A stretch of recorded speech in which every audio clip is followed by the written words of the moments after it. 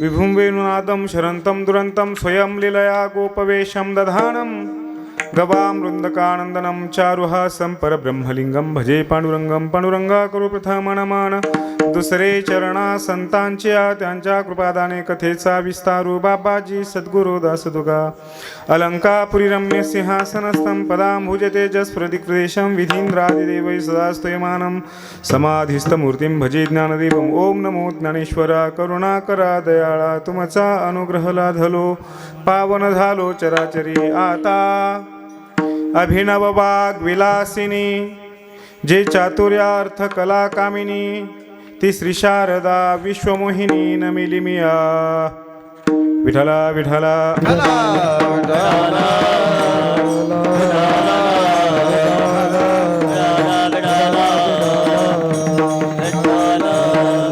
वैष्णवा संगती सुख वाटे जीवा आणि कमी देवा काही नेणे गाये नाचे उडे आपुलिया छंदे मनाच्या आनंदे आवडीने संत श्री भगवान बाबा यांची पुण्यतिथी 59वी पुण्यतिथी काल आपण साजरी केली 26 तारखेला आणि वामन भाऊंची पुण्यतिथी येते पुढच्या 3 तारखेला बरोबर ना.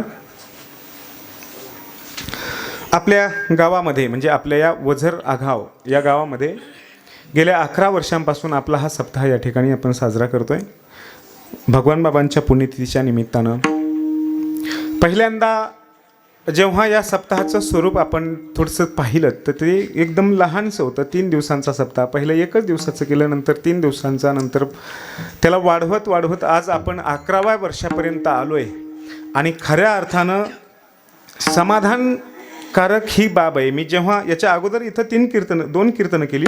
माझं हे आजचं 3रं कीर्तन आहे तुमच्या गावातलं.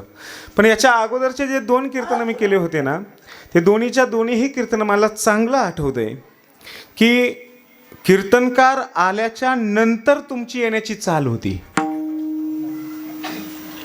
ध्यानात येते ना. कीर्तनकार येऊन चाल झाल्याच्या नंतर यांची येऊन बसायची चाल होती. मला तर दोन्हीही कीर्तनात असा पंचायत पडली होती. असा एक प्रश्न पडला होता की आता सांगायचं कुणाला सांगायचं कोण. पण चाल होत होत होत होत गेल्याच्या नंतर मग हळूहळू लोक यायला लागले. लोक ऐकणारे थोडेसे जमायला लागले. मग समाधान वाटलं की नाही आता सांगायसारखे लोक यायला आलेत. पण आज समाधानकारक बाब ही वाटली की मी इथं उपस्थित झालो सहजच बाहेर म्हणजे मंडपामध्ये नजर टाकली ना बऱ्यापैकी 75% मंडप फुल झालेला होता. म्हणजे आता आपण बऱ्यापैकी आध्यात्मिक क्षेत्रात स्वतःला झोकून द्यायला लागलोत. ह्याचं ते द्योतक आहे. आमच्या इकडं काय आहे, आमच्या इकडं तुमचा तरी 11वाच सप्ताह आहे, आमच्या इकडे 50-50 सप्ताह झालेत. काही गावांचे 50-50 सप्ताह झालेत, सप्ते झालेत. पण त्या सप्ताहांमध्ये नीट आहे का, आजही अशी स्थिती आहे. जर एखाद्याला म्हटलं ना रामराव चला ना कीर्तनाला, तर रामराव म्हणतात नाही ते अजून बुवा यायचा आहे, अजून बुवा यायचा आहे. बुवा आल्याच्या नंतर पुन्हा म्हटलं रामराव बुवा आला, आता चला कीर्तनाला, कीर्तन उभं राहिलंय.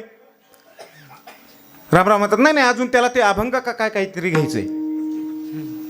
बघा बरं, अभंग घेतल्याच्या नंतर पुन्हा म्हटलं ना रामराव आता चला कीर्तनाला, कीर्तनाचा अभंग झालाय. नाही त्या दोघांचं इवळायचं झाल्याशिवाय जायचंच नाही. ही आमच्याकडची स्थिती आहे. खरं तर चाल होण्याच्या अगोदर तुमचा संपूर्ण मंडप भरून गेलाय, ह्याचं सगळं श्रेय इतक्या सुंदर गायकाला आणि वादकांना जातं. यांनी तुम्हाला सवय लावली ऐकण्याची, चांगलं ऐकण्याची. आणि म्हणून खरं तर यांनी मध्ये जे चक्रधार वगैरे वाजवले, ह्यांचे जे काही स्वर आलाप हरकती वगैरे झाल्या, या माध्यमातून आपल्याला ज्ञानोबारायांच्या ओवीच्या भाषेत मी सांगेल की ज्ञानोबाराय म्हणतात श्रवणा सवे सुमना समाधी जोडे. गायनात ही ताकद आहे. या कलेत, कोणत्याही कलेत ही ताकद आहे की ती तुम्हाला समाधीपर्यंत घेऊन जाईल. म्हणून त्याचाही आस्वाद तुमच्या आमच्या सारख्यांनी घेतला गेला पाहिजे, सारख्यांकडून घेतला गेला पाहिजे. आपण ते ऐकलं पाहिजे. विठाला विठाला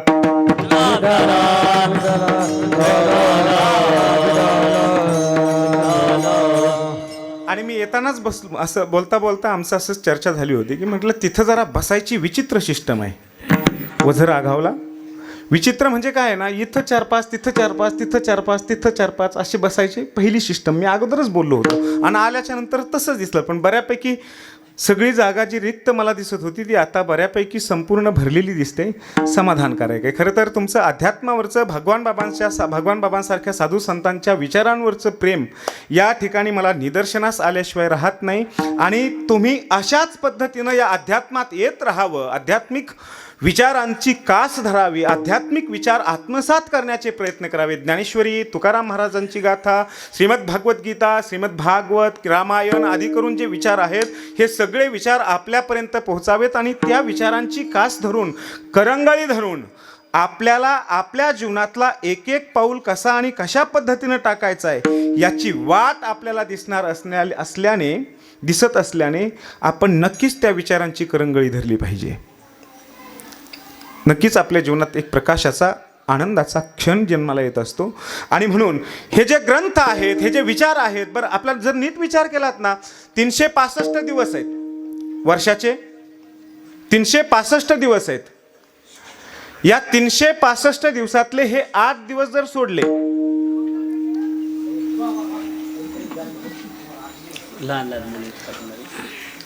त्यांचं काय आवाजच येत नाही आपल्याला. नाही त्यांचा आवाज आपल्याला येतच नाही. त्यांचं टेन्शनच घेऊ नका तुम्ही. त्यांचं डिस्टर्ब अजिबात नाही आहे. विठाला विठाला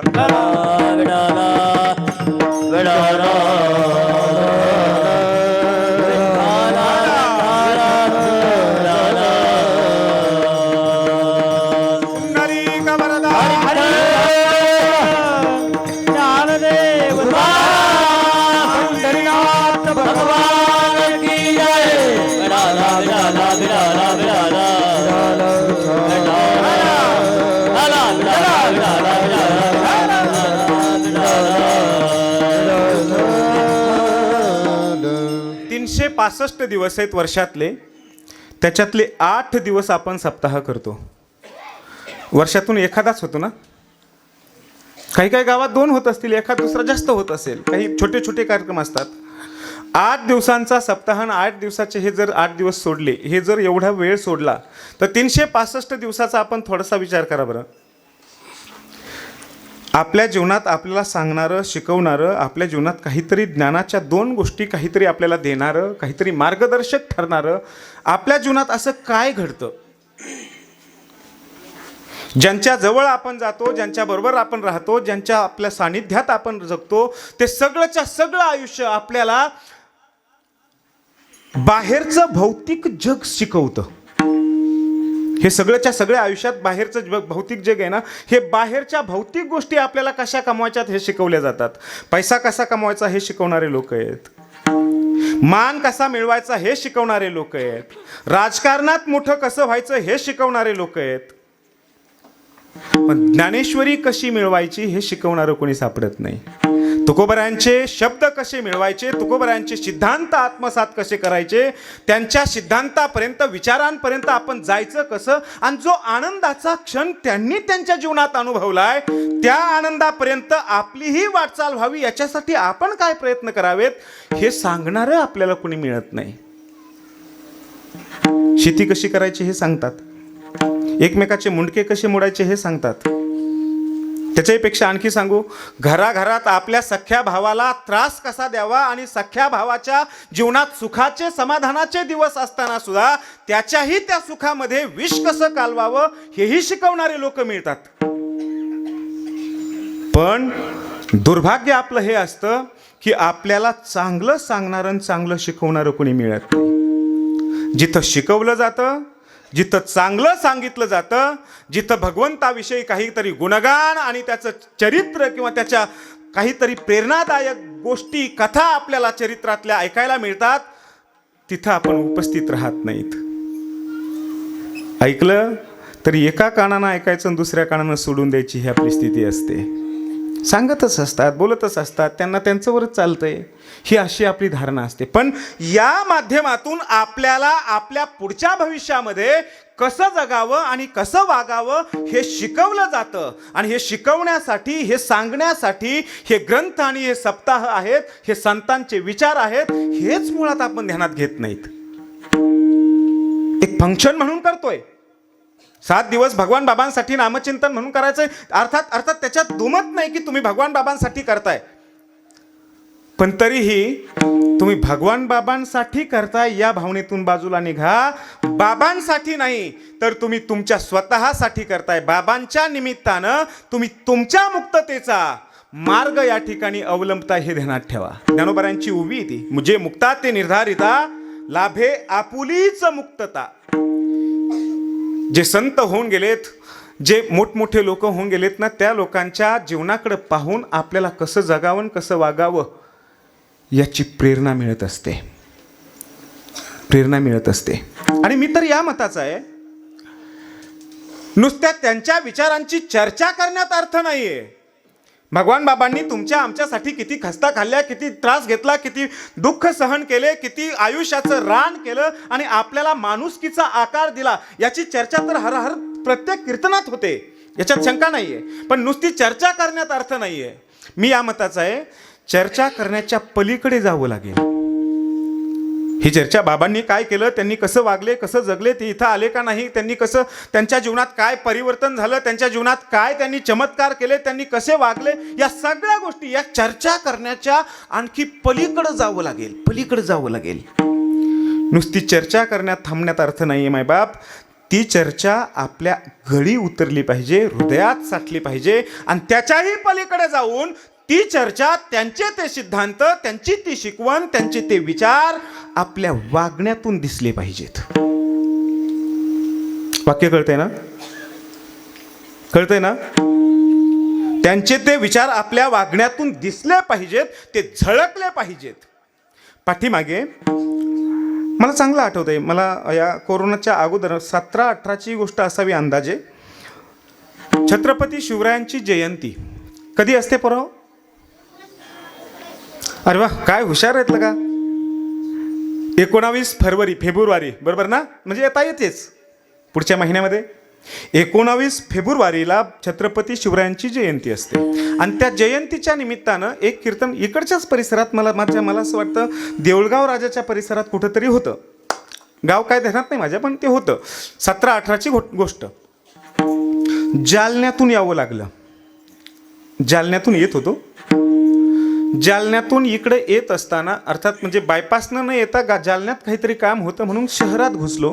आणि येता येता एक मोठी मिरवणूक चालू होती. समाधानाची बाब आहे. छत्रपती शिवरायांसारख्या मोठ्या इतक्या हिमालयासारखी उंची गाठलेल्या व्यक्तिमत्वाची जयंती किंवा पुण्यतिथी जर आम्ही साजरी करत असू तर ती अतिशय मोलाची आणि समाधानाची बाब आहे तुमच्या आमच्यासाठी, सामाजिक क्षेत्रासाठी.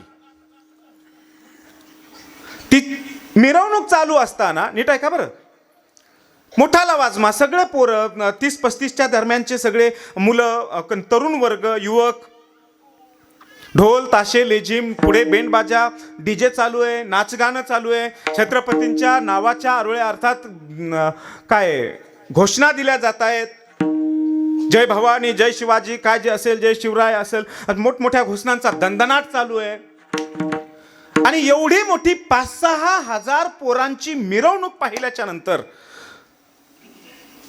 मला ती मिरवणूक तोडून म्हणजे क्रॉस करून पुढे जायची हिंमत झाली नाही आणि इच्छाही झाली नाही. तसा वेळही माझ्याकडे होता, माझ्याकडे वेळही होता. म्हणून मी जरा थोडंसं बाजूला एका बिल्डिंगच्या शेजारी सावलीला गाडी लावली आणि सावलीला गाडी लावून मी उतरून ती मिरवणूक पाहत होतो.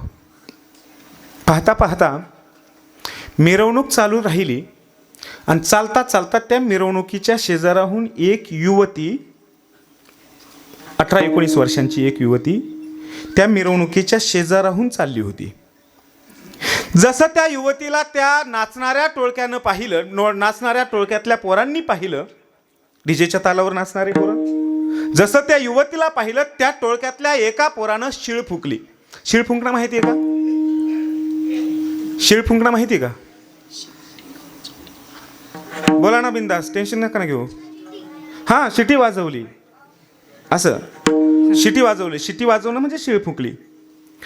शिळ फुंकली. शिळ फुंकल्याच्या नंतर आता पुढे काय झालं याच्याशी मला काय घेणं देणं नाही, पण त्या मुलीला पाहिल्याच्या नंतर मुलानं त्या पोरानं शिटी वाजवली, शिळ फुंकली, मिरवणूक निघून गेली. मीही माझ्या पद्धतीनं गावी त्या आलो, पण माझ्या डोक्यातली ती घटनाच जाईना. डोक्यातलं ती जाईनात, ते विचारच जाईनात. सारखं डोक्यात तेच यायचं, तेच यायचं, तेच यायचं. का असं व्हावं? ज्या छत्रपतींच्या जीवनाचे आदर्श आम्ही घेतोय, ज्या छत्रपतींकडे पाहून आम्ही जगण्याचा प्रयत्न करतोय, ज्या छत्रपतींच्या करंगळीला, त्यांच्या विचारांच्या करंगळीला धरून आम्ही एक एक पाऊल टाकण्याचा प्रयत्न करतो, त्यांचे मावळे म्हणून घेतोय, त्यांचे अनुयायी म्हणून घेतोय, त्यांची मिरवणूक चालू आहे, त्यांच्या पुण्यतिथीची, त्यांच्या जयंतीची मिरवणूक चालू आहे. आणि त्यांच्या जयंतीची मिरवणूक चालू असताना एखाद्या मुलानं मुलगी पाहिल्याच्या नंतर, काय युवती पाहिल्याच्या नंतर शिळ फुंकावी? का असं व्हावं? बरं, छत्रपतींचा जर आपण विचार करावा तर छत्रपती स्वतःच त्यांच्या जीवनातली एक घटना इतकी अप्रतिम आहे की कल्याणच्या सुभेदाराची एक सून त्यांच्याकडे कोणीतरी नजराणा म्हणून पाठवली. छत्रपतींचं वाक्य निघालं, अरे जर माझी आई तुमच्या इतकी देखणी असती तर मीही तुमच्यासारखाच देखणा जन्माला आलो असतो, सुंदर जन्माला आलो असतो. म्हणजे छत्रपती त्या स्त्रीला, परस्त्रीला आईची उपमा देतात आणि तिला साडी चोळी करून तिच्या घरापर्यंत नेऊन ठेवतात, नेऊन घालतात, सादर नेऊन घालतात, म्हणजे आदराने नेऊन घालतात हे छत्रपती. आणि त्या छत्रपतींचे मावळे म्हणून घेणारे आमचे लेकरं,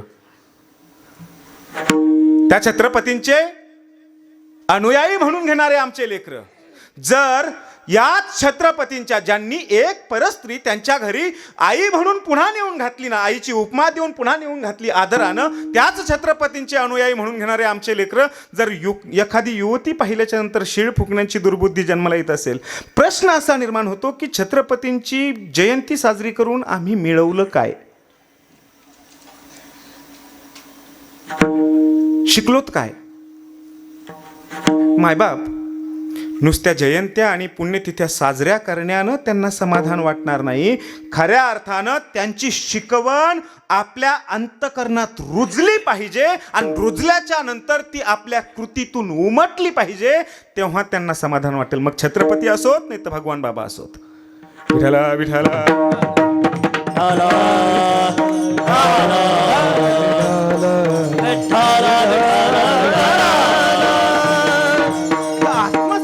पाहिजे, आत्मसात झालं पाहिजे, ते कृतीतून उमटलं पाहिजे. आणि एवढ्यासाठी बाकी जग आहे ना, हे बाकीचं जग तुम्हाला बिघडवेल, तुम्हाला वाम मार्गाला लावेल, तुमच्या जीवनात काहीतरी दुःखाचे क्षण आणण्याचा प्रयत्न करेल. तुमचं चांगलं चालू असतानाही तुम्हाला बघ बघ बघ, काय होतंय ते बघ कर.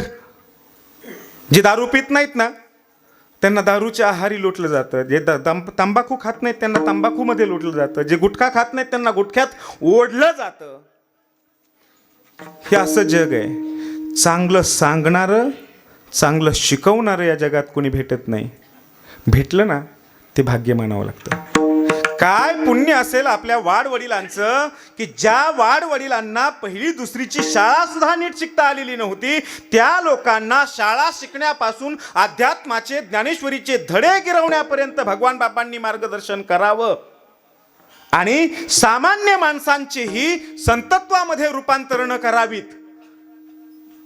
भगवान बाबांसारख्या साधू संतांनी, तुम्हाला कदाचित कल्पना नसेल मायबाप, तुमच्या परिसरातलं एक व्यक्तिमत्व, एक नाव माझ्या चांगलं ध्यानात येतंय. नथुराम बाबा केहाळकर. नथुराम बाबा केहाळकर भगवान बाबांच्या विचारांच्या करंगळीला धरलं. नथुराम बाबा केहाळकरांनी भगवान बाबांच्या विचारांच्या करंगळीला धरलं. आज भगवान बाबांना जितकं पूज्य मानलं जातं ना, त्यांच्या पाठोपाठ नथुराम बाबांना आपल्या परिसरात पूज्य मानलं जातं.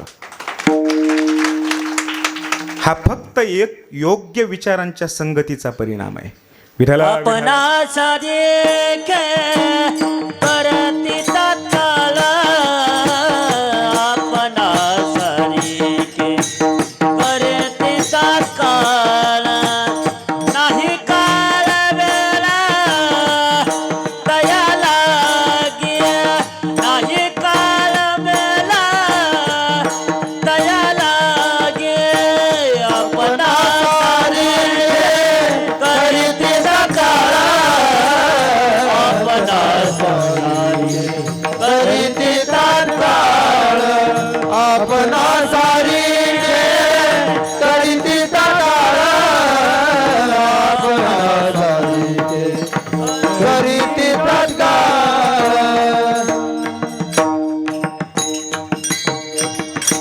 आणि नथुराम बाबांविषयी मी जे बोललो ना, ह्यांनी प्रमाणातून सांगितलं आपणा सारिखे करीती तात्काळ. जे नथुराम बाबांविषयी मी जे वाक्य वापरलेत ना, हे वाक्य माझे नाही आहेत, स्वतः बाबांचे वाक्य आहेत, म्हणजे नथुराम बाबांचे वाक्य आहेत. भगवानगडाचा 2008 साली अमृत महोत्सवी सप्ताह झाला होता. 75वा नारळी सप्ताह भगवानगडावर केला होता. आणि त्या अमृत महोत्सवी सप्ताहामध्ये नथुराम बाबांचं 6वं कीर्तन होतं. मला असं वाटतं 5वं किंवा 6वं कीर्तन होतं. नथुराम बाबांनी अख्खं कीर्तन, मला अर्थात त्यावेळेस काही, अर्थात आजही मला खूप काही कळतंय अशातला भाग नाही, पण त्यावेळेस मात्र काहीच कळत नव्हतं. आणि सगळं कीर्तन नथुराम बाबांनी, अरे आमच्यासारख्या ज्ञानेश्वरी शिकणाऱ्या पोरांच्याही डोक्यावरून जाईल असं केलं होतं. समाजाला काय कळालं असेल मला माहित नाही. संपूर्णच्या संपूर्ण कीर्तन केवळ अमृत महोत्सव असल्यामुळे अमृतानुभवावर केलं होतं संपूर्ण कीर्तन. आणि त्या कीर्तनातून त्यांनी बाबांविषयीचा हा अनुभव सांगितला होता की मी बाबांच्या विचारांनी प्रभावित झालो आणि बाबांमुळेच मला आध्यात्मिक उंची प्राप्त झाली. विठ्ठला विठ्ठला.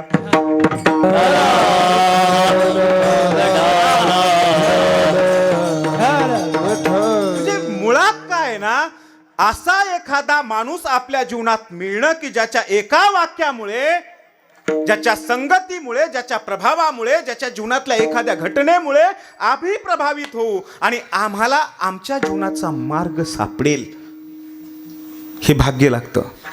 पुण्य फळले बहुता दिवसा, फळले बहुता दिवसा, फळले बहुता दिवसा, भाग्य उदयाचा तसा, भाग्य उदयाचा तसा, भाग्य उदयाचा तसा, भाग्य उदयाचा तसा.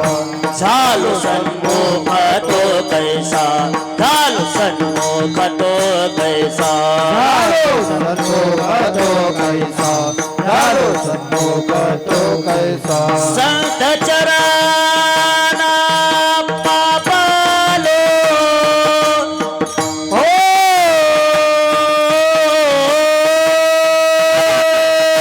संत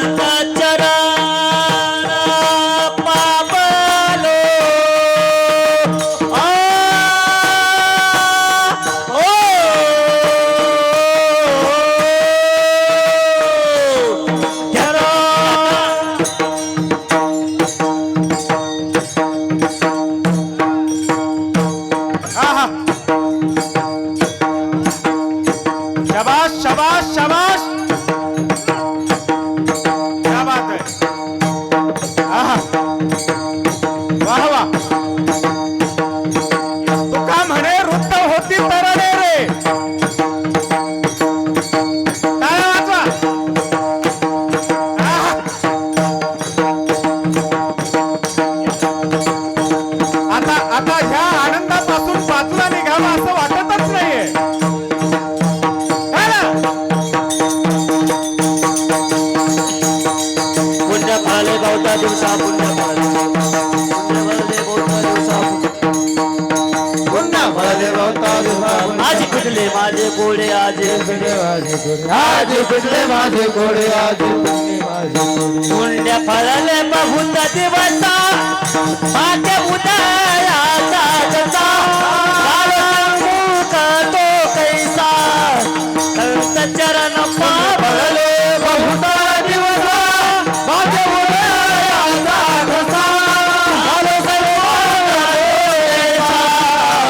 संत चरण पावलो पावलो पावलो पावलो.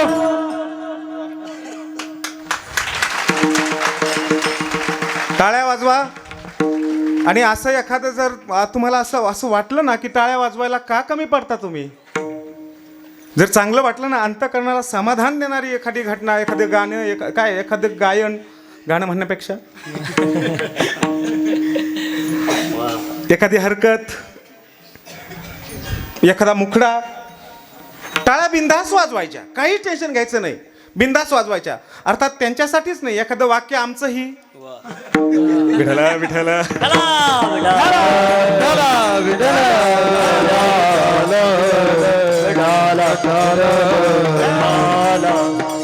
आणि इतकी सुंदर चाल लावलीत ना, इतकी सुंदर ह्यांची ही चाल. आणि हे चालीच्या नंतरचं जे सगळं उड्या मारणं, हे जगद्गुरु संत तुकोबरांच्या भाषेतच मला पुन्हा व्यक्त व्हावं वाटतंय. गाये नाचे उडे आपुलिया छंदे गाये उडे आपुलिया छंदे गाये उडे आपुलिया छंदे गाये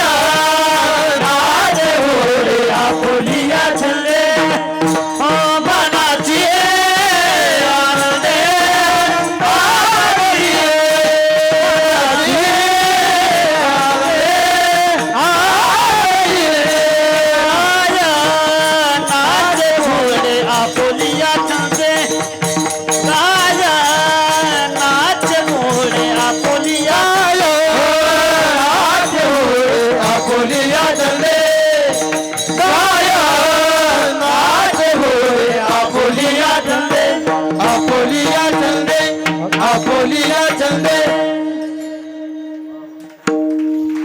हे तुकोबरायांना साधू संतांच्या संगतीतून मिळालंय. गाये नाचे उडे आपुलिया, भाग्याचा उदय त्या दिवशी झालाय त्यांच्या जीवनात, ज्या दिवशी त्यांना हे सांगणारे, इथपर्यंत आणणारे, या भक्ती सुखाचा आस्वाद देणारे, या भक्ती सुखाच्या अत्युच्च शिखरापर्यंत घेऊन जाणारे संत आणि त्यांचे विचार ज्या दिवशी लाभले, त्या दिवशी त्यांचा भाग्याचा उदय. पुण्य फळले बहुत दिवसा, भाग्य उदयाचा ठसा झालो सन्मुख ते. नाहीतर त्यांना ना मागणी मागावी लागली, देवा जे तुझ्यावर निदांत प्रेम करतात ना, त्यांच्या संगतीत मला ठेव, अखंड दया तुझी. स्वहिता कारणे कारणे स्वहिता कारणे कारणे संगती साधूची साधूची स्वहिता कारणे स्वहिता कारणे कारणे स्वहिता कारणे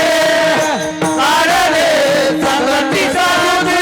भावे भक्ती हरिची भेटी देणे, भावे भक्ती हरिची भेटी देणे, हरिमुखी गाता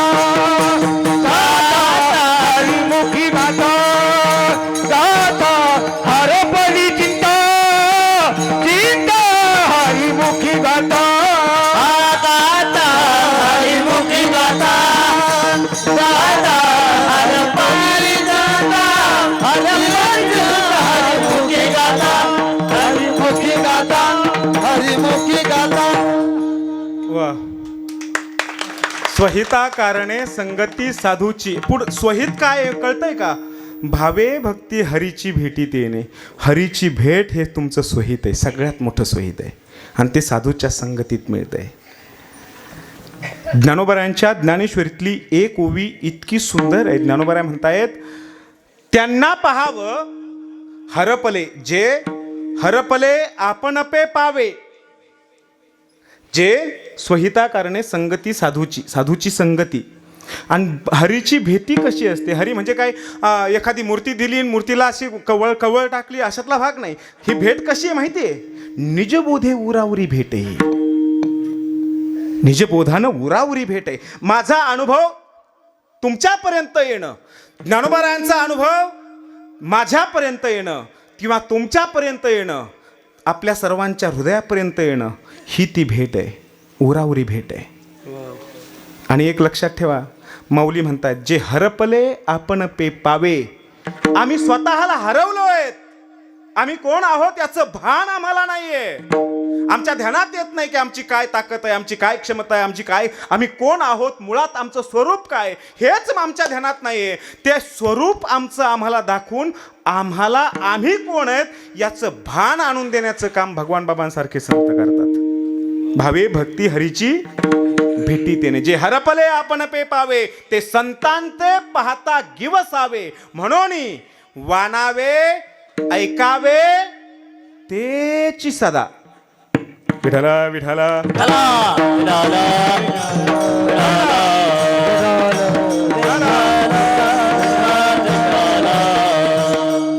जर आपल्याला आपल्या स्वरूपाचं भान त्यांच्या संगतीत यायचं, का करायचं आपण दुसरं काही? का करायचं आपण दुसरं काही? जगद्गुरु संत तुकोबाराय म्हणतात, देवा तुझं भान देणारे जे संत आहेत ना, त्यांच्या संगतीत ठेव. अखंड जया तुझी प्रीती, मजदे तयांची संगती. मगमी कमळापती, तुझबान आणि कंटाळा. आत्मसुख जिथून मिळतंय ना, त्या विचारांच्या संगतीमध्ये ठेव, त्या शिकवणीच्या संगतीमध्ये ठेव, त्या संस्कारांच्या संगतीमध्ये ठेव. बाकी मला काही कळत नाही. आणि कमी देवा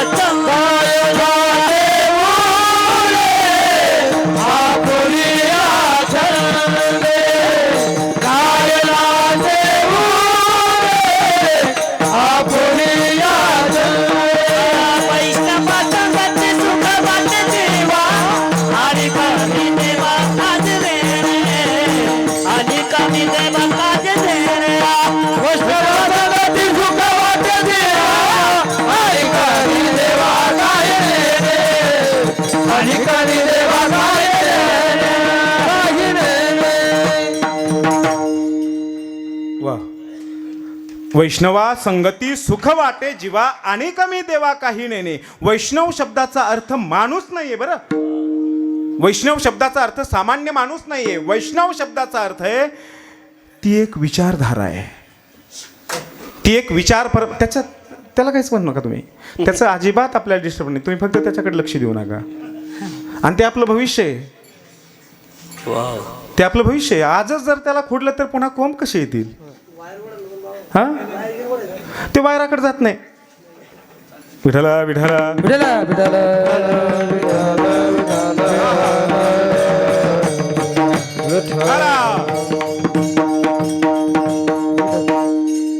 आमचा भविष्यकाळ ज्यांच्या खांद्यावर आहे त्यांनी इकडे येण्याची गरज आहे. कसेही आले तरी चालतील, कसेही आले तरी चालतील, फक्त आले पाहिजेत. आणि आमचं दुर्भाग्य हे की आमच्याकडे एवढा तरुण वर्ग असून सुद्धा आमच्या सप्ताहात बऱ्यापैकी आता आहे ना, कुणाचं आहे ते? काय भाग्यवान आई आहे ती, सांभाळायची गरजच नाही.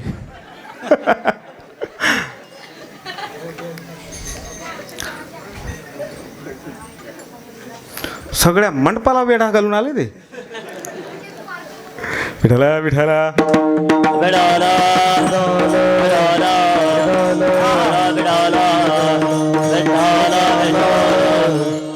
वैष्णवा संगती सुख वाटे जीवा आणि कमी देवा काही नेणे. वैष्णवांच्या संगतीत म्हणजे ती एक वैष्णव ही एक विचारधारा आहे, ती एक विचार पंथ आहे, ती एक विचार परंपरा आहे, ती एक शिकवण आहे.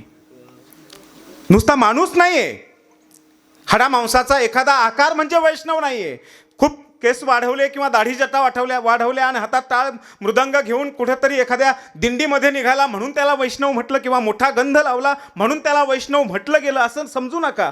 वैष्णव हे एक संस्कार आहेत, वैष्णव हे एक संस्कार आहेत, ती जीवन जगण्याची एक रीत आहे. विठाला विठाला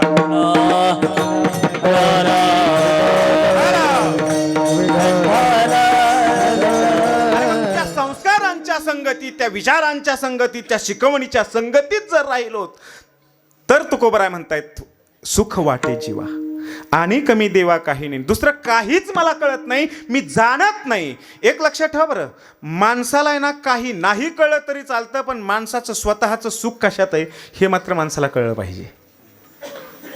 बाकी जग नाही कळालं तरी चालतं, समाज नाही कळाला, नातेवाईक नाही कळाले, काहीच नाही कळालं ना तरीही चालतं, पण आपलं स्वतःचं हित कशात आहे ना हे नक्की कळायला पाहिजे.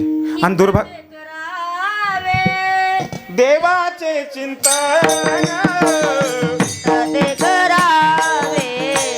देवाचे चिंतन हित ते करावे, देवाचे चिंतन हित ते करावे, देवाचे चिंतन करुनिया मन शुद्ध भावे, करुनिया मन शुद्ध भावे, करुनिया मन शुद्ध भावे, करुनिया मन शुद्ध भावे, करुनिया मन शुद्ध भावे, करुनिया मन शुद्ध भावे, करुनिया मन शुद्ध भावे, करुनिया मन शुद्ध भावे. सकाळच्या पाया माझे दंडवत, सकाळच्या पाया माझे दंडवत, सकाळच्या पाया माझे दंडवत, सकाळच्या पाया माझे दंडवत, सकाळच्या पाया माझे दंडवत, सकाळच्या पाया माझे दंडवत, सकाळच्या पाया माझे दंडवत, सकाळच्या पाया माझे दंडवत.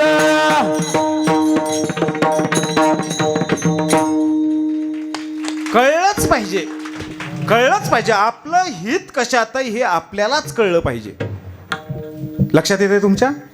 तुमचं सुख कशात आहे हे तुम्हाला जर कळत नसेल ना, तुकोबाराय सांगतील हित ते करावे देवाचे चिंतन, ज्ञानोबाराय सांगतील आणखी काहीतरी, भगवान बाबा सांगतील, वामन भाऊ सांगतील, जगातले अनेक संत आणि अनेक साधू सांगतील, पण कुठपर्यंत सांगणार आहेत?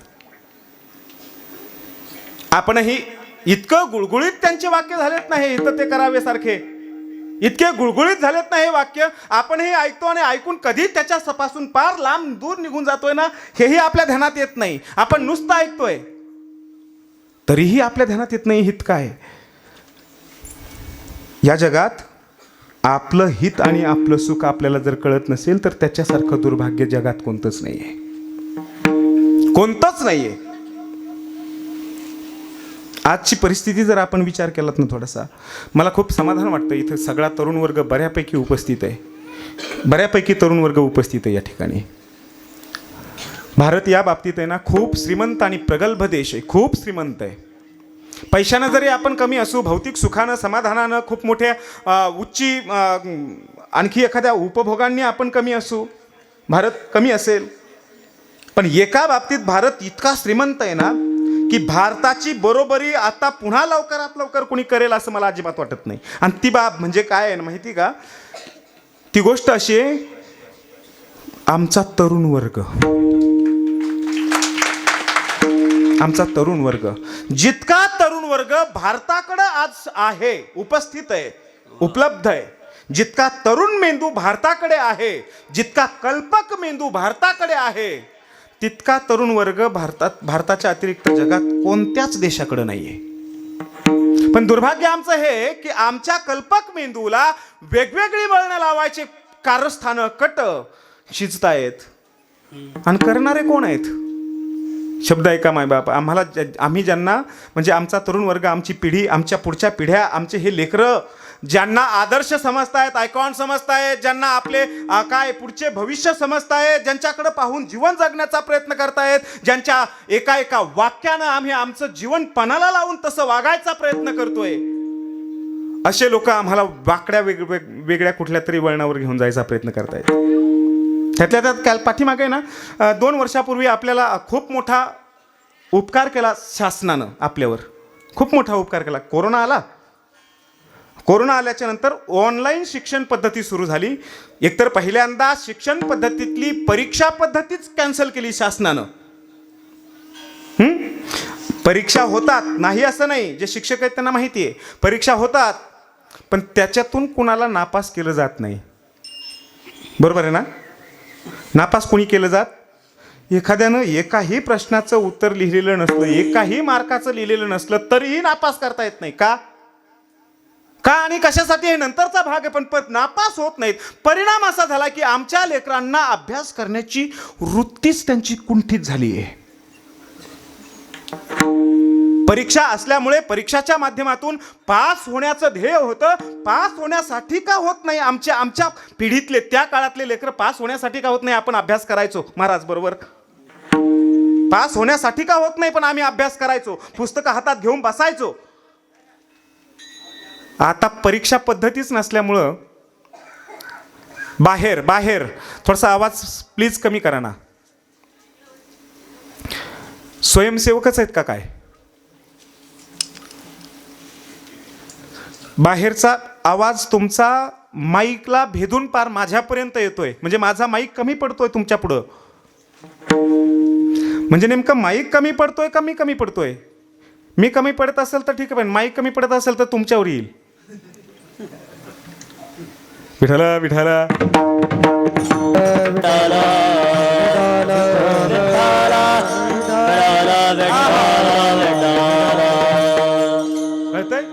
परीक्षा पद्धती बंद झाल्यामुळे आमच्या लेकरांची अभ्यास करण्याची वृत्ती संपली, कुंठित झाली. आणि डायरेक्ट 10वी 12वीला बोर्डाची परीक्षा आमच्या माथ्यावर मारली जाते लेकरांच्या.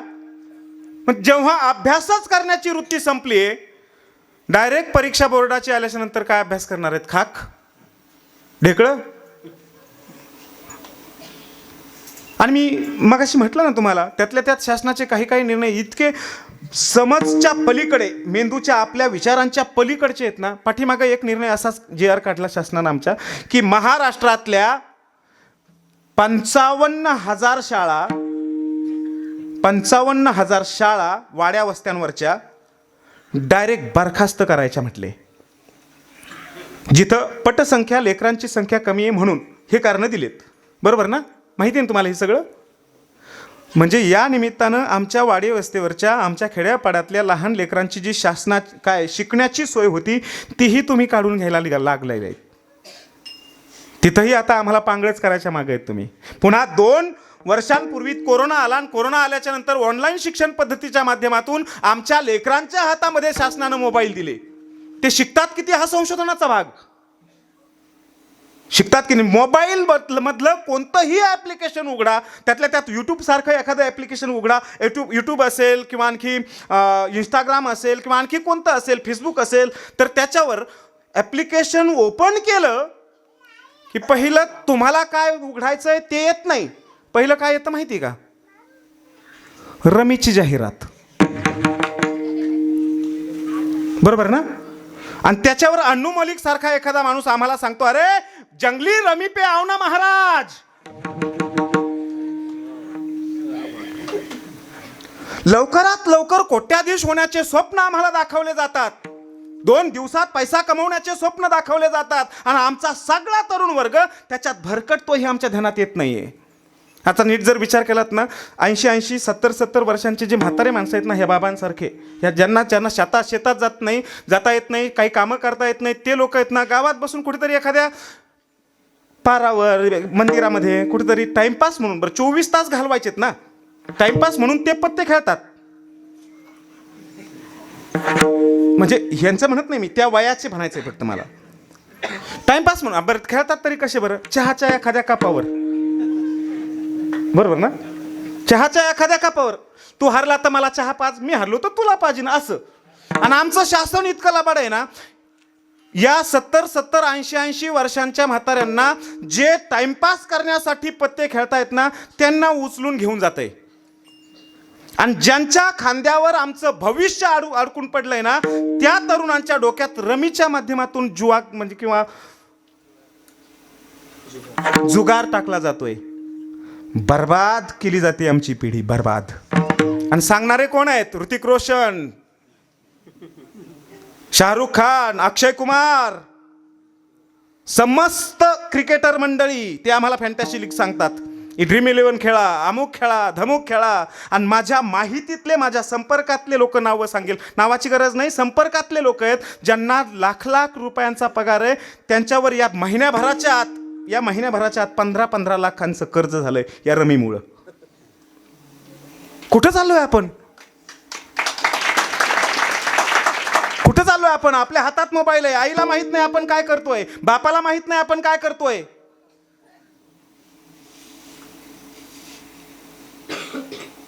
आपल्याला बिघडवणारे अनेक साधनं आहेत मायबाप, अनेक साधनं आहेत, अगणित. पण एक लक्षात ठेवा, अक्षय कुमार सांगेल, अन्नू मलिक सांगेल, शाहरुख खान सांगेल, ऋतिक रोशन सांगेल, सचिन तेंडुलकर सांगेल किंवा आणखी धोनी सांगेल, जगातले कोणीही मोठा व्यक्ती येईन आणि सांगेल तुम्हाला रमी खेळा, फॅन्टॅसी लीगच्या नादी लागा, ड्रीम 11 खेळा, पैसे लावा, त्याच्यात गुंतवा, मग तुम्ही मोठे व्हाल. तुम्हाला कळावं ना, सांगणं त्यांचं काम आहे. त्यांना त्याच्यातून पैसे, बरं त्यांना तर जाहिरातीतूनच पैसे मिळवायचेत, पैसे मिळवण्यासाठी जाहिराती करतात नाही, बरोबर ना? पैसे मिळवण्यासाठी जाहिराती आहेत ना. जर तुम्हाला जाहिरातीतून पैसे मिळवायचे तर तुम्ही रमी खेळा ना.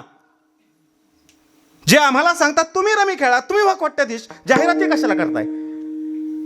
पण आम्हाला सांगून आमच्या युवकांची माथी बिघडवली जाते हे आमच्या ध्यानात येत नाहीये. हे आमच्या ध्यानात यावं. ज्या दिवशी आमचं हित आम्हाला कळेल ना, त्या दिवशी आमच्या जीवनात सुखाची गरज आणण्याची, सुख आणण्याची गरजच लागणार नाही. त्या दिवशी तो दिवस आमच्यासाठी सुखाचा असेल. विठाला विठाला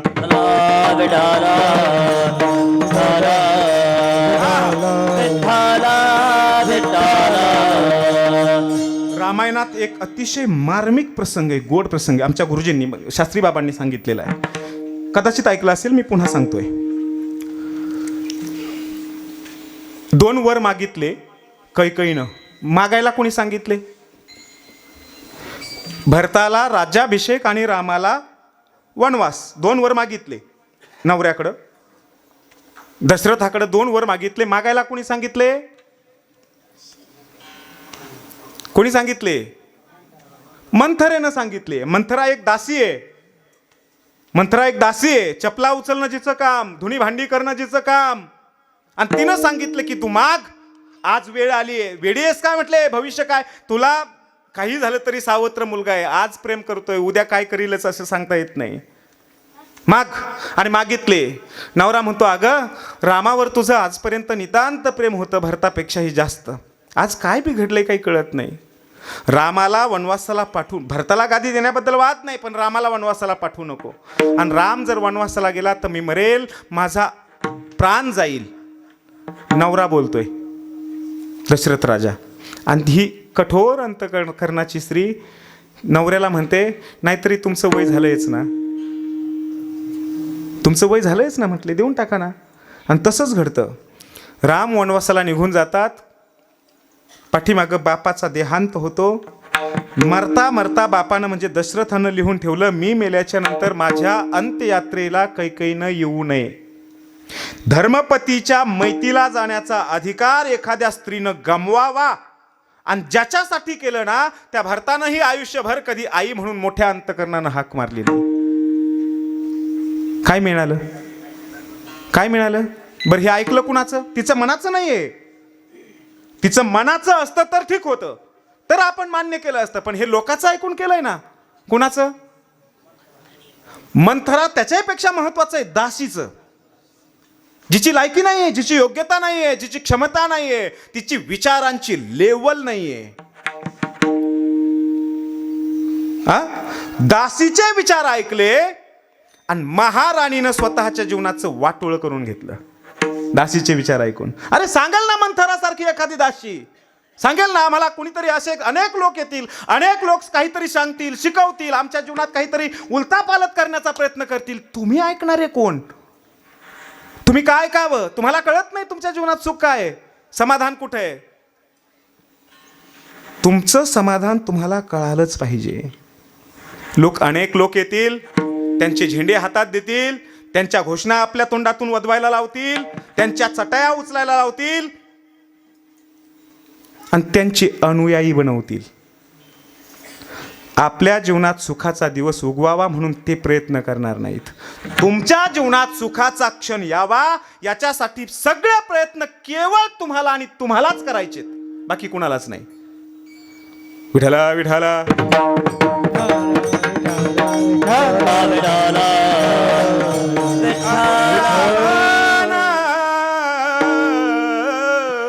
करा सोडपण आपुली आपला,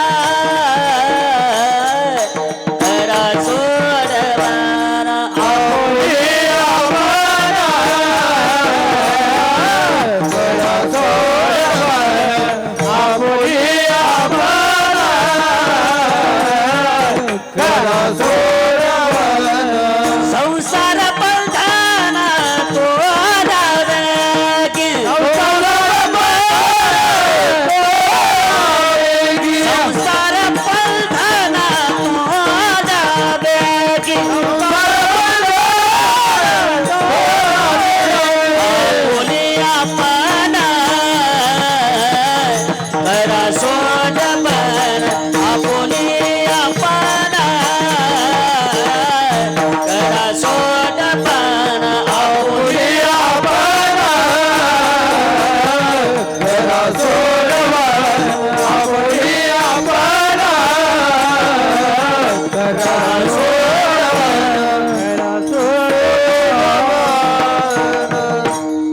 आपुली आपण करा. जगद्गुरु संत तुकोबाराय म्हणतात, देवा मला बाकीचं काही कळत नाही, मी माझं सुख कुठे हे मला कळतं. माझं सुख, माझ्या जीवनात सुख, समाधान, हित कशातही हे मला कळतंय.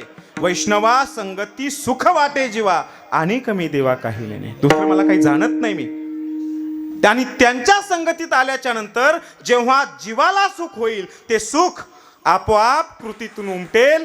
ते सुख गाये नाचे, गायनाचे मुळे आपुलिया छंदे, गायनाचे मुळे आपुलिया छंदे, गायनाचे मुळे आपुलिया छंदे, गायनाचे मुळे आपुलिया छंदे, गायनाचे मुळे आपुलिया छंदे, गायनाचे मुळे आपुलिया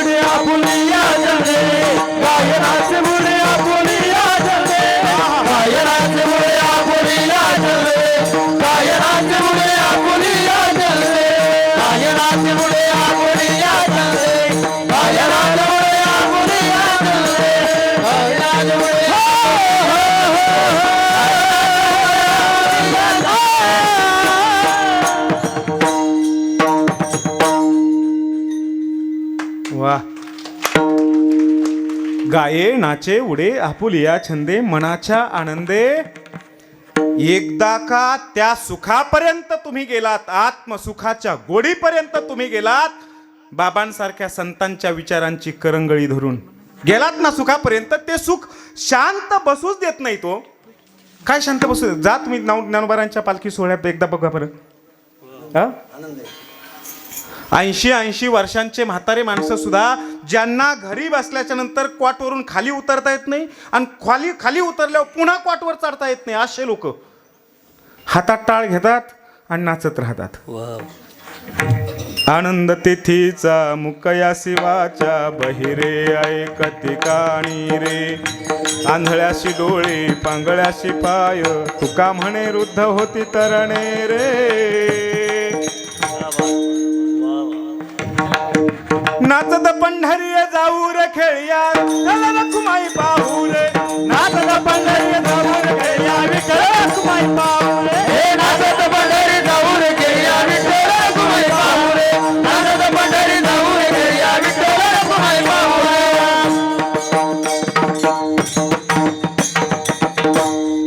आंधळ्याशी डोळे पांगळ्याशी पाय तुका म्हणे वृद्ध तरणे होती. तुम्हीच नाचता काय? तुम्हीच नाचता काय? कदाचित तुम्हाला नाचण्यासाठी एखादी क्वार्टर टाकल्याच्या नंतर तुमचा नाच निघत असेल, आम्हाला त्याची गरज लागत नाही. आमची मीराबाई नाचते. पगा घुंघरू बांधी मेरा नाची रे. पगा घुंघरू बांधी मेरा नाची रे. पगा घुंघरू बांध मेरा नाची रे. पगा घुंघरू बांधी मेरा नाची रे. पगा घुंघरू बांध मेरा नाची रे. पगा घुंघरू बांध मेरा नाची रे. पगा घुंघरू बांध मेरा नाची रे. पगा घुंघरू बांध मेरा नाची रे. विष्णु का प्याला राजा जी ने भेजा. विष्णु का प्याला राजा जी ने भेजा. पीवत पीवत मेरा हासी रे. पीवत पीवत मेरा हासी रे. पगा घुंघरू पगा घुंघरू पगा घुंघरू बांध मेरा नाची रे. पगा घुंघरू बांध मेरा नाची रे. पगा घुंघरू बांध मेरा नाची रे. पगा घुंघरू बांध मेरा नाची रे. नाची रे. पगा घुंघरू बांध मेरा नाची रे. पगा घुंघरू बांध मेरा नाची रे. पगा घुंघरू बांध मेरा नाची रे. पगा घुंघरू बांध मेरा नाची रे. मेरा नाची रे. पग घुंगरू बांध मीरा नाची रे. पग घुंगरू साधी नाचत, आणि ती नाचत नाही, ते नाच आपोआप निघतोय. ती नाचत नाही, ती काय नाचणार आहे? आपुलिया छंदे निघतय ते. विठाला विठाला हॅलो.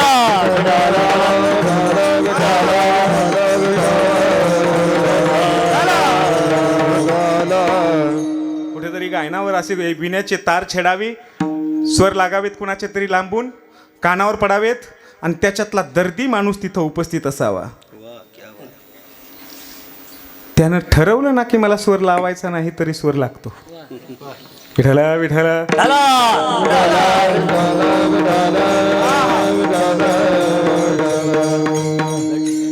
आपुलिया छंदे.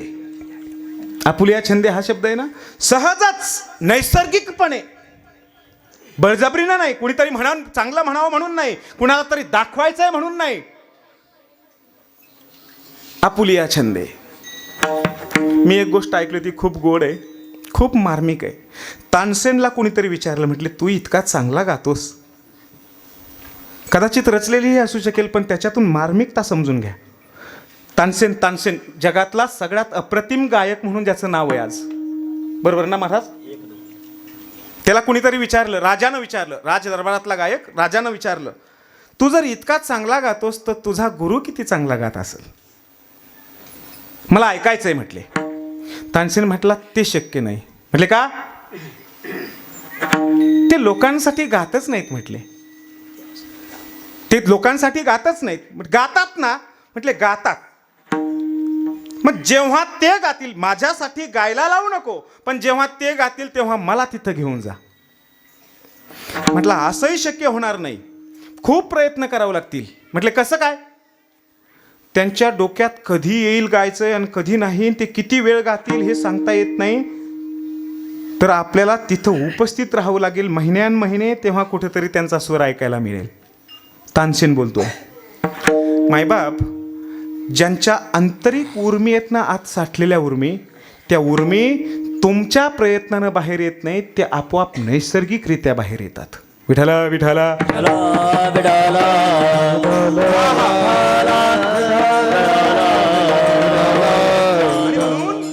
आपुलिया छंदे. पुढे आणखी एक महत्वाचा शब्द आहे, मनाच्या आनंदे आवडीने. आवडीने, बळजबरी नाही, लोकांनी चांगलं म्हणावं नाही, घराघरात फोटो लागावेत म्हणून ज्ञानेश्वरीचा अभ्यास नाहीये, म्हणून ज्ञानेश्वरीचं चिंतन नाहीये, लोकांनी कीर्तनकार म्हणून आमची पूजा करावी म्हणून आम्ही ज्ञानेश्वरीला वेळ दिलेला नाहीये. कधीतरी आम्हाला असं वाटतं की ज्ञानेश्वरी सारखे काही त्याच्यात माऊलींचे जे हृदय साठलेलं आहे ना, ते कळावं, ते कळावं, त्याच्यातून आनंद मिळतोय म्हणून, बाकी काही नाहीये. मायबाप नीट लक्षात ठेवा. बाबा असतील, वामन भाऊ असतील, ज्ञानोबाराय असतील, तुकाराम महाराज असतील, यांच्या परमार्थाकडे पहा. लोकांनी आपल्याला कुठलं तरी नोबेल सारखं एखादं पारितोषिक द्यावं म्हणून ज्ञानेश्वरी नाही लिहिली, नाही लिहिली. एवढा त्रास सहन केल्याच्या नंतर सुद्धा किंबहुना सर्व सुखी पूर्ण होणी तिही लोकी किंवा भूता परस्परे पडो मैत्र जीवांचे असे शब्द त्यांच्या मुखातून निघालेत ना, हे कुठल्या एखाद्या पारितोषिकाकडे पाहून नाही निघाले. भारतरत्न, पद्मश्री, पद्मविभूषण सगळे ओवाळून टाकावेत एका एका उवीवरून, हे त्यांचं कर्तृत्व आहे. विठाला विठाला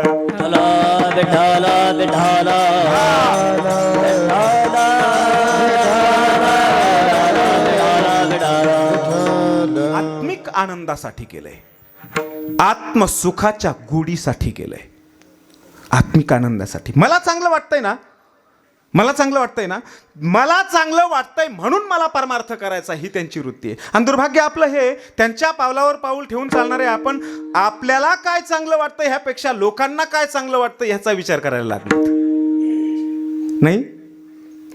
ज्ञानोबा तुकोबारांच्या स्वप्नातला समाज घडवण्याचे आम्ही प्रयत्न करावेत. कीर्तनकारांनी आमच्यासारख्या वक्त्यांच्या मुखातून, कीर्तनांच्या माध्यमातून लोकांना काहीतरी वळण लागावं, काहीतरी सात्विकता त्यांच्या अंतकरणात रुजावी, पैदा व्हावी आणि ती वाढावी, यासाठी कीर्तन असावीत, हे आमच्या ध्यानातच राहिलं नाही. आता लोकांच्या प्रमाणे आम्ही आमच्या कीर्तनात बदल केला. लोकांना सात्विक बनवणं हे तर आमच्या आवाक्याच्या बाहेर गेलं. पण आता आम्हीच तमोगुणाच्या आहारी जायला लागलोत. एका एका कीर्तनातून 15-15 गाणी, सिनेमांची गाणी. अरे 2 तासांच्या अख्ख्या कीर्तनातून एक ज्ञानेश्वरीची ओवी आली ना, तर धन्य झाल्यासारखं वाटतं. विठाला विठाला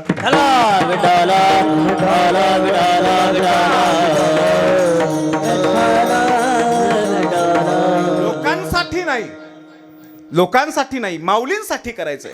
तुकोबारायांना, भगवान बाबांना, माऊलींना वाटलं पाहिजे की आमची लेकरं व्यवस्थित पाऊल टाकतायत, व्यवस्थित जागतायत. आणि त्यांना वाटणं तर लांबच, पहिल्यांदा तुमच्या अंतरात्म्याला वाटलं पाहिजे आमचा परमार्थ चांगला आहे. लोक कोण आहेत? बापाचा आणि आईचा दावा घालायचा असता तरी लोक पहिल्यांदा हेच विचार करतात की लोक काय म्हणतील, हेच ना. लाखाच्या 2-2 लाखाच्या पंक्ती घातल्या जातात आई वडिलांच्या वर्षश्राद्धाला किंवा 10व्याला. कधी कधी थोडंसं अंतर्मनात झाकून पहा, अंतर्मनात डोकावून पहा, आपण खरंच लोकांना जीव घालायसाठी पंगत घालतो का? का आपण पंगत घातल्यामुळे आपल्या आई वडिलांना मुक्तीचा आस्वाद मिळतोय, मुक्तता मिळते, मोक्ष मिळतोय का? मग का पंक्ती घातल्या जात आहेत? जर नाही पंगत घालावी तर लोक काय म्हणतील, ही पंचायत आहे. आणि लोक इतके लबाड आहेत ना, तुम्ही साधी पांढऱ्या भाताची बुंदीची पंगत घाला, लोक म्हणतात आम्ही खात नाहीत, आम्ही काशी केली. गुलाबजामुनची घालून पहा बरं, ज्यांनी काशी केलेली आहे तेही काशी विसरतात आणि इथं वाराणसी करतात, म्हणजे खाऊन घेतात. फक्त तुम्ही पुन्हा खातातही इतकं सुंदर पद्धतीनं, खाऊन झाल्याच्या नंतर पुन्हा वाह वाह वाह वाह वाह वाह, काय पंगत केली, काय गुलाबजाम, काय तुपात तळलेले, काय सुंदर. हात धुवून बाजूला निघले की म्हणतात त्याला काय कमी आहे, लोकांचेच मुंडके मोडून आणलेत, घातले म्हणून काय बिघडलं. हे लोक आहेत. लोकांसाठी नाही करायचं आपल्याला आपल्या समाधानासाठी करायचंय, मनाच्या आनंदे आवडीने. मनाच्या आनंदे. मी पाठीमागे एक छोटीशी गोष्ट ऐकली होती. अर्थात ती छोटी असली तरी ही खूप मार्मिक आहे. गोष्ट तुम्ही ऐकली असेल. एका राजाकडे एक लबाड माणूस आला आणि लबाड माणूस येऊन त्या राजाला म्हटला, लबाडाच्या डोक्यात काय सांगता येत नाही, काय येईल. झुकती है दुनिया झुकाने वाला चाहिए. काय कधी कुणाच्या डोक्यात काय येईल. आला ना, आल्याच्या नंतर राजाला म्हटला, राजे साहेब मी काल स्वर्गातून आलोय. स्वर्गातून कोणी येतं का? तुमच्याकडे कोणी आलंय का आजपर्यंत? मुळात स्वर्गात जातातच की नाही हे प्रश्न आहेत. जे गेलेत ते पुन्हा येत नाहीत हेही आपल्याला माहिती आहे. आणि तरीही लोक म्हणतात आमचे हे पुन्हा जन्माला आलेत, त्यांचा पुनर्जन्म झालाय आमच्या ह्यांचा. आजोबा पंजोबा कोणी असतील ते पुन्हा आमच्या घरात जन्माला आलेत. खरंच आपण इतके चांगले वागलोत का त्यांच्याशी की त्यांनी आपल्यात पुन्हा यावं? वागतो का? कदाचित आलेही असतील, तुमचा बदला घ्यायला आले असतील. तुम्ही खूप त्रास दिलाय आणि त्या त्रासाची परतफेड करण्यासाठी पुन्हा तुमच्या पोटी जन्माला येऊन पुन्हा तुमचं पार नायनाट करण्यासाठी कदाचित आलेही असतील. नाही असतला भाग नाही. पण एक लक्षात ठेवा माय बाप, स्वर्गातून एक तर कोणी येत नाही. आणि तो लबाड माणूस राजाला म्हणतोय मी स्वर्गातून आलोय. राजा इंद्रानं काही वस्तू मला भेट दिल्या स्वर्गातून येता येता. त्या वस्तू माझ्यासारख्या फाटक्या पामर माणसाच्या काही कामाच्या नाहीत. त्या वस्तू मला असं वाटतं ती तुम्हाला द्याव्यात. राजे तुम्ही आमच्या नगराचे नाक आहेत, तुम्ही स्वाभिमान आहेत, तुम्ही आमची आस्था आहेत, तुम्ही आमचं अस्तित्व आहेत तुम्ही. त्या वस्तू माझ्या काही कामाच्या नाहीत, मला असं वाटतं त्या तुम्हाला द्याव्यात. राजालाही बरं वाटलं, छाती फुलली त्याची. बरं वाटलं त्याला. दिवस ठरला, वार वेळ दिनांक त्या दिवशी दुपारी 12 वाजता. आदल्या दिवशी सगळीकडे दौंडी पिटवली गेली. सगळीकडे सांगितलं गेलं की अमक्या वेळेला उद्याच्याला अमुक एक माणूस स्वर्गातल्या आणलेल्या वस्तू राजेसाहेबांना भेट देणार आहे, अर्पण करणार आहे. सगळ्यांनी पाहायला यावं. दुतर्फा गर्दी, पाय ठेवायला जागा नाही, मुंगी घुसेल एवढी सुद्धा जागा शिल्लक नाहीये. सगळे लोक पाहतायत कशा वस्तू असतील. सगळ्यांची उत्सुकता शिगेला पोहोचलेली आहे. काय असेल, कशा वस्तू असतील, कसं दिसत स्वर्गातल्या आहेत ना, स्वर्गातल्या वस्तू आहेत ना. आणि त्या ठरलेल्या वेळेला 4 जणांनी एक पेटी घेतली. मोठीच्या मोठी दिंडी समोर, पाठीमागे ती पेटी 4 घेतलेली. तो लबाड माणूस सगळ्यांच्या समोर एक झेंडा घेऊन आणि ती दिंडी आली. पुढे वाजंत्री वाजती ढोल दमामे गरजती. दिंडी आली. चौकात आल्याच्या नंतर 4 ती पेटी खाली ठेवली, मोठीच्या मोठी पेटी. आणि राजाला, उंच आसनावर बसलेल्या राजाला इशारा करून तो लबाड माणूस म्हणतोय, राजे साहेब या पेटीत स्वर्गातल्या वस्तू आहेत, राजा इंद्रानं दिलेल्या काही वस्तू आहेत, उघडू का? आणि या वस्तू मला माझ्या कामाच्या नाहीत, मला तुम्हाला द्यायच्या आहेत, उघडू का? राजा म्हटला हो उघड. त्यानं एक वाक्य उच्चारलं पुढे त्या लबाडानं, झुकती है दुनिया. त्यानं एक वाक्य उच्चारलं, राजे साहेब पण या वस्तूंची खासियत म्हणजे या वस्तूंचं एक वैशिष्ट्य आहे. म्हटले काय? या वस्तू ज्याच्या आईबापानं पाप केलंय त्याला दिसत नाहीत म्हटले. कळलं? याला मेख म्हणतात.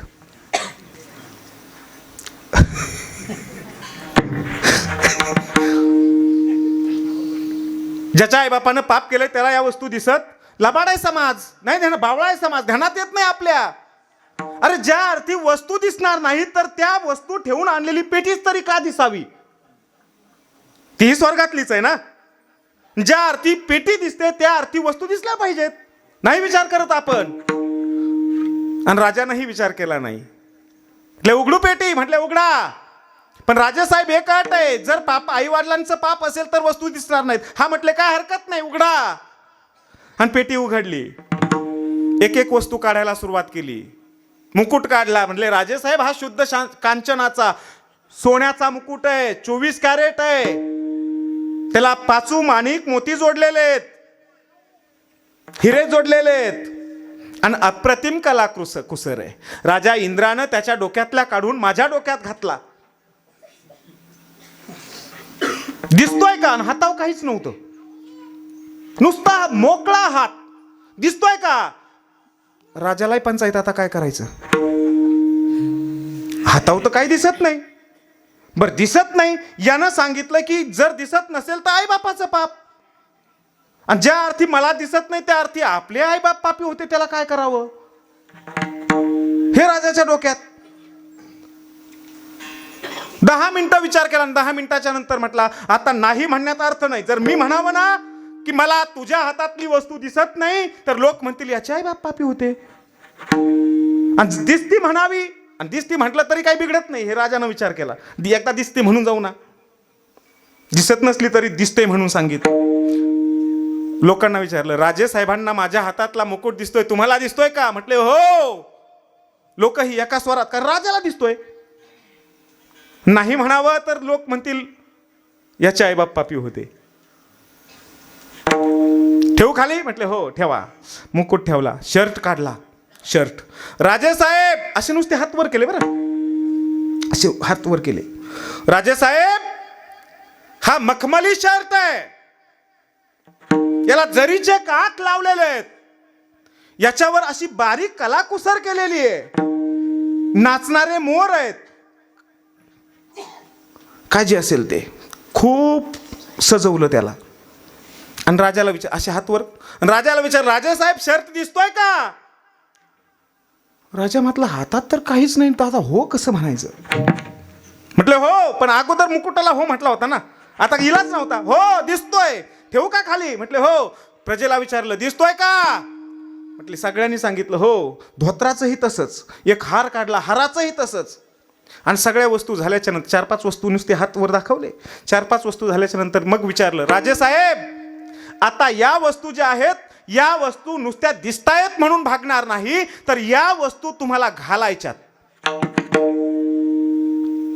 ते कपडे घालायचेत, नाही ध्यानात येत तुमच्या. ते धोतर आणि ते शर्ट जर घालायचं असेल तर अंगावरचं पहिलं काढावं लागेल ना, नाही ध्यानात येत तुमच्या? अंगावरचं पहिलं काढावं लागेल ना. राजा म्हटला आता जे दिसतच नाही ते घालायचं कसं बुवा? बरं आपण हो म्हणून बसलोत, आणि हा बरं सगळ्या समाजानं एका स्वरात सांगितलंय की हे कपडे दिसत आहेत, आणि जे दिसतच नाहीत, मला दिसत नाहीत, माझेच आई बाप पापी होते, त्याला मी तरी काय करू? राजा करायचं काय?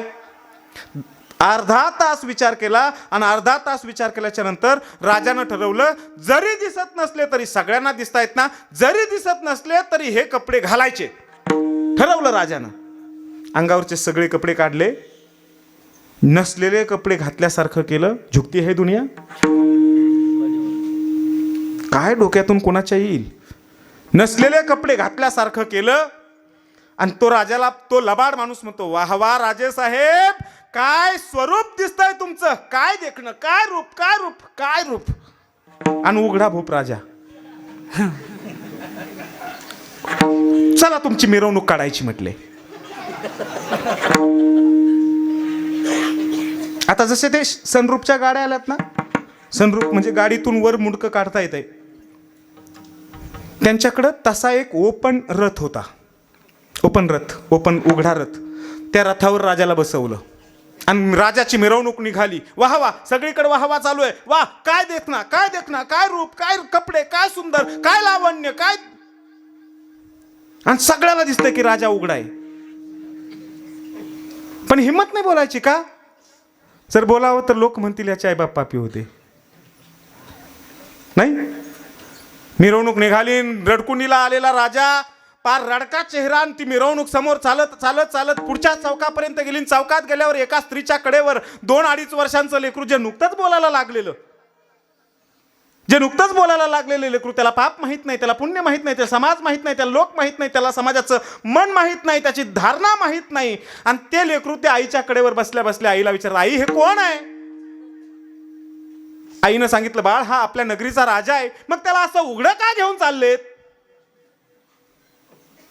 आईनं लगेच त्याचं तोंड दाबलं. नशीब नरड नाही दाबलं.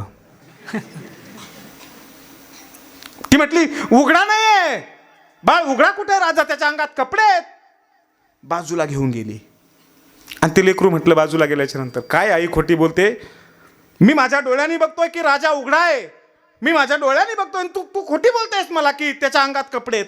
त्या आईनं बाळाला म्हणजे त्या लेकराला सांगितलं, बाळ अरे तुला अजून कळत नाही म्हटले, तुला समाज माहीत नाही, तुला लोक माहीत नाही, लोकांची मानमान्यता माहीत नाही, त्यांचं वागणं माहीत नाही. तू बोलू शकतोस रे, तू बोलू शकतोस की राजा उघडा आहे. मलाही माहिती आहे राजा उघडा आहे, पण मी बोलू शकत नाही का?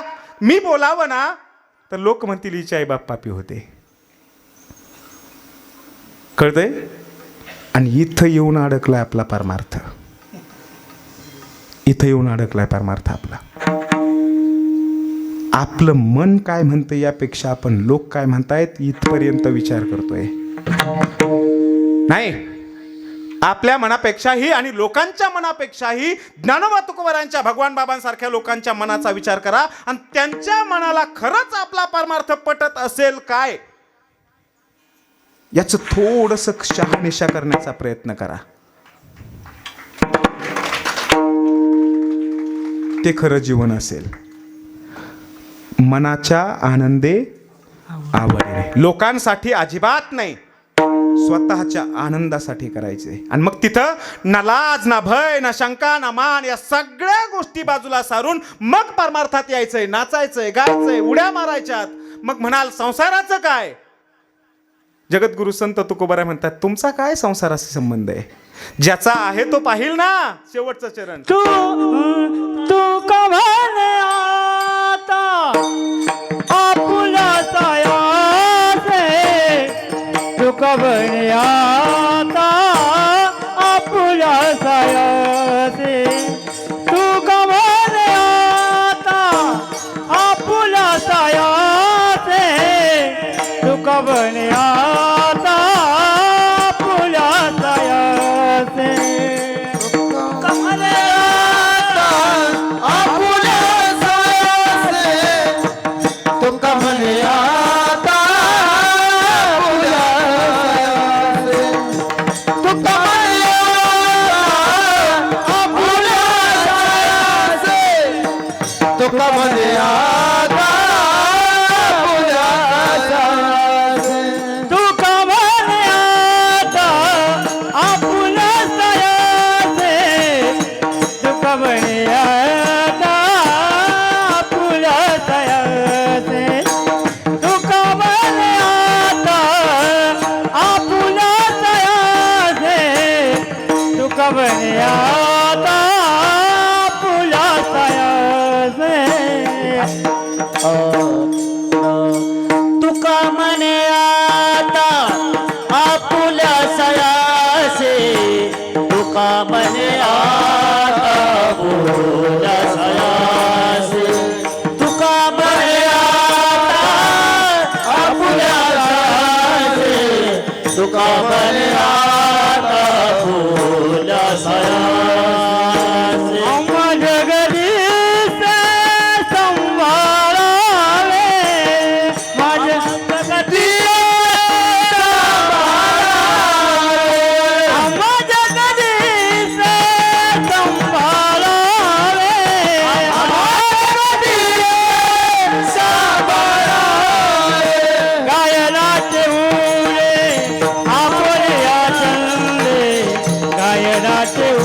उडे आपुल्या चंदे, गायनाचे उडे आपुल्या चंदे, गायनाचे उडे आपुल्या चंदे, गायनाचे उडे आपुल्या चंदे,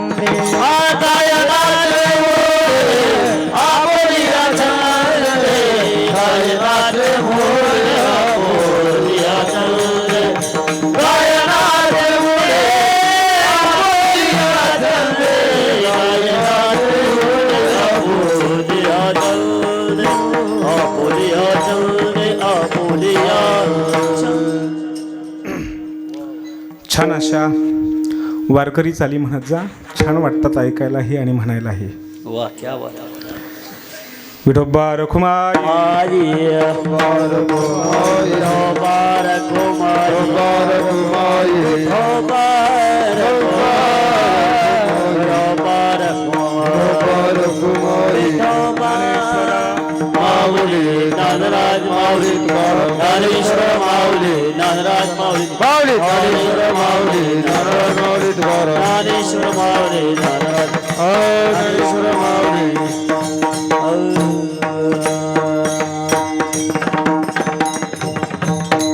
तुमचे सर्वांचे मी आभार मानतो. भगवान बाबांच्या चरणावर हे शब्दपुष्प अर्पण करीत असताना खूप समाधान वाटलं. तुमच्या समोर मला ज्ञानोबा तुकोबरांचे काही शब्द उच्चारण्याची संधी मिळाली. सर्वच गावकरी मंडळी, वझर आघावकर, सप्ताह कमिटी, माईक सिस्टम, ही सगळी गायक, गुणीजन वृंद, मृदंगवादक, आणखी ही सगळी बाल टाळकरी मंडळी, जे आमचं वारकरी संप्रदायाचंच नव्हे तर समस्त मानवी समाजाचं भविष्य आहे. त्याचप्रमाणे कॅमेरा, जे यूट्यूब चॅनल असेल ते यूट्यूब चॅनलचे मालक वगैरे, भगवानगडाचे आमचे सहकारी ह्या ठिकाणी 2 उपस्थित आहेत. खरं तर एक आपल्याच अर्थात दोन्ही आपल्याच परिसरातले आहेत. एक रायगावचे आहेत आणि एक पळसकड चक्काचे आहेत. एक खूप चांगला अभ्यास आहे. खरं तर भगवानगडावर अजूनही ते शिकत आहेत. रायगावचे जे आहेत स्वतःच कीर्तनकार आहेत. त्यांचंही खऱ्या अर्थानं मी या ठिकाणी आभार मानतो. आणि आजची कीर्तन सेवा ज्यांच्याकडे आहे, श्री डोईफोडे, अनिल बाबूराव डोईफोडे, असं बरोबर ना? अनिल बाबूराव डोईफोडे यांच्याकडून आहे. खाली त्यांच्या वडिलांच्या म्हणजेच स्वर्गीय बाबूराव डोईफोडे यांच्या स्मृतिप्रित्यर्थ आजची ही कीर्तन सेवा त्यांनी घेतलेली आहे. खरं तर अनिल डोईफोडे यांच्यासाठी एकदा मोठ्या मनानं टाळ्या वाजा. या निमित्तानं आपल्या वडिलांची आठवण आपल्याला काढण्याची एक संधी मिळाली, ह्या संधीचं सोनं करण्याचा त्यांचा हा छोटासा प्रयत्न आहे. खरं तर मी त्यांचे ऋण व्यक्त करतो आणि हे शब्द थांबवून कार्यक्रमाला पूर्णविराम देण्याचा प्रयत्न करतोय. जय विठ्ठल. तुका म्हणे आता आपल्या छायासे, तुका म्हणे आता आपल्या छायासे. बसा 2 मिनिटं बसा.